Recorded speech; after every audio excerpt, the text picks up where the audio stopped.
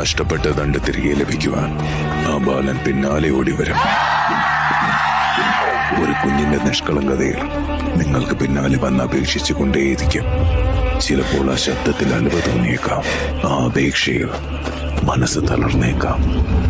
എന്നാൽ അവിടെ നിങ്ങൾ ലക്ഷ്യത്തെ മറന്ന് തിരിഞ്ഞു നോക്കരുത്. ചാത്തന്റെ ആക്രമണം നേരിടേണ്ടതായി വരും.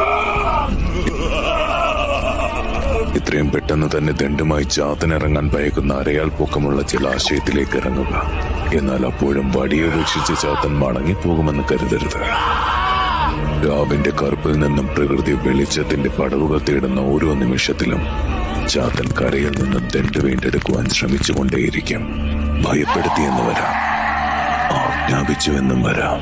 എന്നാൽ സമയത്തിന്റെ മുഖം മാറി മറിയുമ്പോൾ ചാത്തൻ നിങ്ങൾക്ക് മുന്നിൽ അനുസരണയോടെ, അപേക്ഷയോടെ നിൽക്കും. കൃത്യമായി ഈ അവസരം മനസ്സിലാക്കി സ്വന്തം ആവശ്യങ്ങൾക്കായി എപ്പോ വിളിച്ചാലും മുന്നിലെത്തി ആഗ്രഹം സാധിച്ചു തരണമെന്ന നിബന്ധന മുന്നിൽ വെച്ചാൽ ചാത്തന് മറ്റു വഴികൾ ഏതുമില്ലാതെ നിങ്ങളെ അനുസരിച്ചേ മതിയാവൂ. തോടെ സ്വയം അടിമയായി മാറി സേവനം ചെയ്യുവാനും ഒരുക്കമാകും ചാത്തൻ. കാലം ഇത്രയും കഥകളിലെ ചാത്തനെ നിങ്ങൾക്ക് മുന്നിൽ വരച്ചിട്ടത് ഇപ്രകാരമായിരിക്കുമല്ലേ? പക്ഷെ തെറ്റി. ചാത്തൻ ആരെന്ന് നിങ്ങൾക്ക് ഇനിയും മനസ്സിലായിട്ടില്ല. അതുകൊണ്ട് തന്നെ അറിയേണ്ടത്